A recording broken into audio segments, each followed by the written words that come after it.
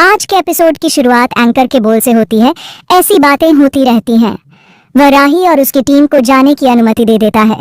सभी गुस्से में वहां से निकलने लगते हैं। राही अनुपमा की ओर तीखी नजर डालते हुए चली जाती है। अनुपमा घबराई हुई महसूस करती है और वहां से दौड़ जाती है।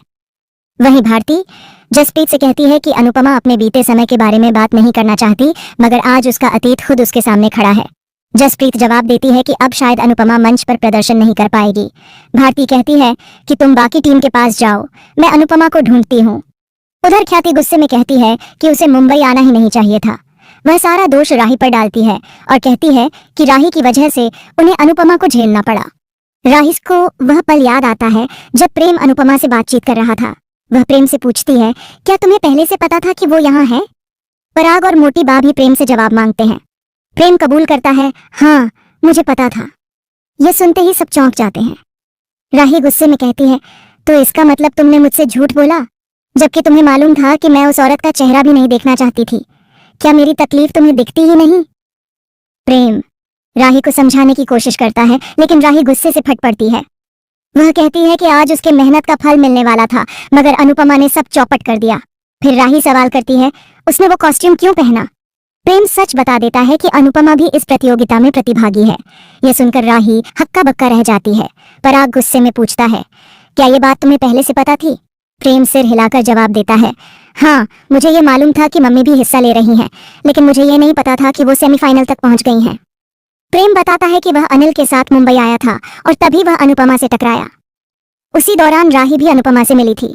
प्रेम कहता है, मैं जानता हूं कि तुम उनसे नाराज हो, लेकिन मैं उन्हें माफ कर चुका हूं। जब मैं अकेला था तब मम्मी ने मुझे अपनाया था। उधर अनुपमा एकांत में बैठी रो रही होती है और खुद को दोषी मानती है। तभी बाबूजी वहां आते हैं और उसे सांत्वना देते हैं। अनुपमा रोते हुए बाबूजी से लिपट जाती है। इस बीच प्रेम कहता है, यह सब भगवान की मर्जी थी। अगर ईश्वर ने यह सब तय किया है तो मैं कौन होता हूँ टोकने वाला।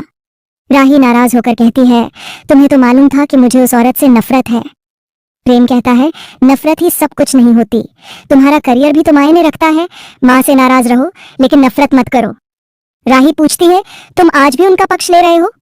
पराग भी प्रेम से खफा नजर आता है। राही कहती है, जो इंसान अपनी पत्नी का नहीं हुआ वो किसी और का क्या होगा? यह सुनकर प्रेम दुखी होकर जवाब देता है, तो क्या जो बेटी अपनी माँ की नहीं बन सकी वो किसी और की क्या बनेगी? प्रेम नाराज होकर कहता है, तुमने भी तो मुझसे सच छिपाया था, फिर तुम सही और मैं गलत कैसे?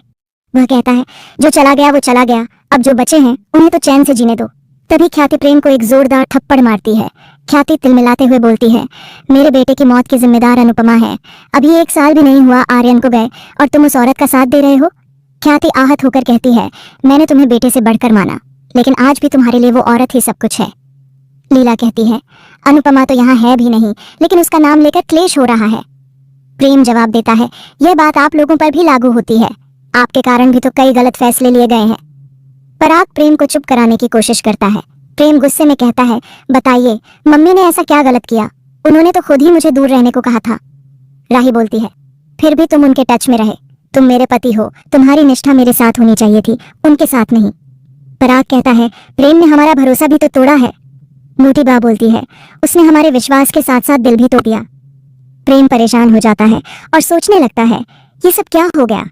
उधर भारती अनुपमा के पास पहुंचती है और उसे बाबूजी के साथ देखकर भावुक हो जाती है। भारती बाबूजी से मिलती है और अनुपमा को संभालती है। अनुपमा कहती है, मैं जो भी ठीक करने जाती हूँ सब उल्टा ही हो जाता है। भारती उसे दिलासा देती है, आपने जानबूझकर कुछ नहीं किया, आपने तो हम सबकी मदद की है। अनुपमा कहती है, मैं जब भागी तो डांस हॉल में पहुंच गई और मेरी बेटी मेरे सामने थी। वह भावुक होकर कहती है, राही अपने पापा का नाम रोशन करना चाहती है और मैं ही उसके रास्ते में आ गई हूँ। भारती कहती है, अभी यह सोचने का वक्त नहीं है, पूरी टीम आपका इंतजार कर रही है। अनुपमा आश्चर्य में कहती है, मुझे माफ कर दो, मैं अपनी बेटी के खिलाफ मंच पर खड़ी नहीं हो सकती। भारती स्तब्ध रह जाती है। दूसरी तरफ टीम अनुपमा का इंतजार कर रही होती है। जसप्रीत परेशान होती है और मन ही मन प्रार्थना करती है कि अनुपमा कहीं डांस छोड़कर भाग न जाए। अनीता और दीपा उससे पूछती हैं, तुम इतनी चिंतित क्यों हो? उधर बाबूजी अनुपमा को समझाते हैं। भारती कहती है, अगर आप मेरे साथ नहीं चली तो हम बिना लड़े ही हार मान लेंगे। अनुपमा कहती है, मैं माफी मांगती हूँ, मैं ऐसा नहीं कर पाऊंगी। बाबूजी समझाते हैं, तुम एक बेटी के लिए बाकी सब बेटियों के साथ अन्याय नहीं कर सकती। ये घर नहीं मंच है और तुम इस टीम की कप्तान हो। कप्तान कभी अपनी टीम को बीच में नहीं छोड़ता। भारती जोड़ती है, आपने हमें हर कदम पर सहारा दिया है, फिर आज क्यों रुक रही हो? बाबूजी और भारती उसे समझाते हैं। भारती कहती है, क्या आप नहीं चाहती कि मेरी सर्जरी हो और मैं अपने पैरों पर खड़ी हो सकूं? अनुपमा रोते हुए कहती है, अगर मैं मंच पर गई तो राही मेरे बारे में क्या सोचेगी? अनुज की आंखों में मैं कैसे देख पाऊंगी? बाबूजी कहते हैं, राही से बात करो, सीधा आमने सामने। वह उसे राही के पास ले जाने लगते हैं। अनुपमा पहले मना करती है, फिर भारती की तरफ देखती है और चलने को तैयार हो जाती है। दूसरी तरफ मोटी बा और ख्याति आरोप लगाती हैं कि अनुपमा ने जानबूझकर इस प्रतियोगिता में भाग लिया ताकि वह सबसे बदला ले सके। परी कहती है, अनुमा ऐसा नहीं कर सकती, मगर उसकी माँ विरोध में बोलती है। पराग कहता है, अगर अनुपमा ने ऐसा किया है तो यह वाकई गलत है। प्रेम कहता है, मैं राही से प्यार करता हूँ और उसका सपना पूरा होते देखना चाहता हूँ, इसीलिए मैंने कुछ नहीं कहा। राही कहती है, मैं उनके सामने नहीं जाऊंगी। वह जाने लगती है, तभी अनुपमा सामने आ जाती है। दोनों एक दूसरे को देखती हैं और यहीं एपिसोड समाप्त हो जाता है।